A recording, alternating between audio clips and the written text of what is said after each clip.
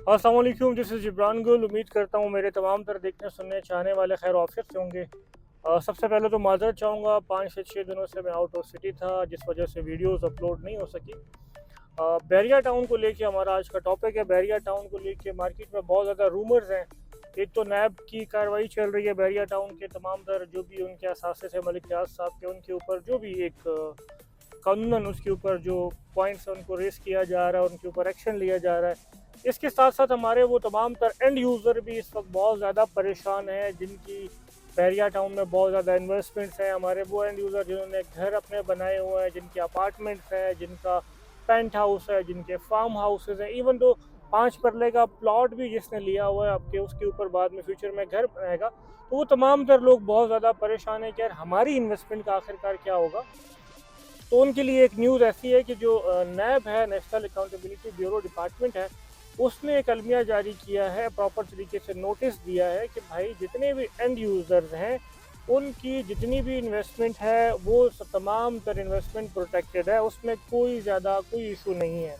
उनका नैब का और मलिक रियाज साहब का जो भी इशू चल रहा है, वो नैब कहती है कि जो उनके फलां फलां असासे लेट से डिक्लेयर नहीं थे, हम उन पे एक्शन ले रहे हैं, या जो भी गवर्नमेंट के सतह के ऊपर उनके लेन देन के मामला चल रहा है, वो जस्ट जो प्रॉपर्टीज़ मलिक रियाज साहब के नाम के ऊपर है उनके ऊपर इशू बना हुआ है, और उनको जो है ना नेशनल अकाउंटेबिलिटी ब्यूरो जो है वो उस केस को देख रहा है।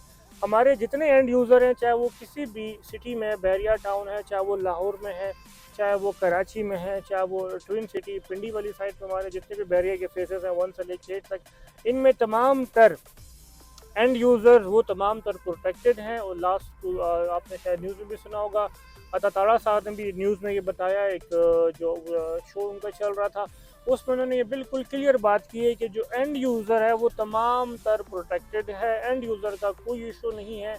आप तमाम तर जो एंड यूज़र हैं जो बैरिया टाउन में इन्वेस्टमेंट करते हैं, कर रहे हैं, करने का सोच रहे हैं, उनकी तमाम तर ट्रांसफ़र्स वैसे ही होंगी जैसे पहले होती थी।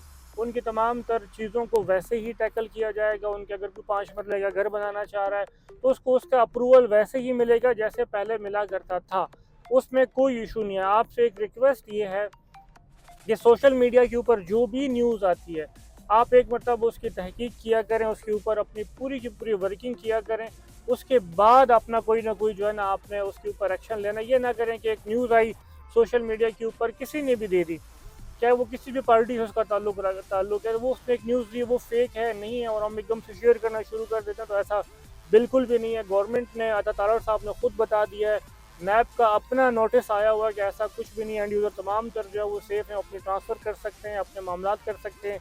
इशू जो बेसिक है वो नैब का और मलिक रियाज साहब का है, वो जो गवर्नमेंट सतह के ऊपर चल रहा है। हमको इंशाल्लाह, हम तो दुआगो हैं, अल्लाह पाक हमारे मुल्क के लिए तमाम तर चीज़ों को बेहतर करें। हमारा मुल्क होगा देन हम भी हैं, गवर्नमेंट भी है, बाकी तमाम तर इदारे भी हैं।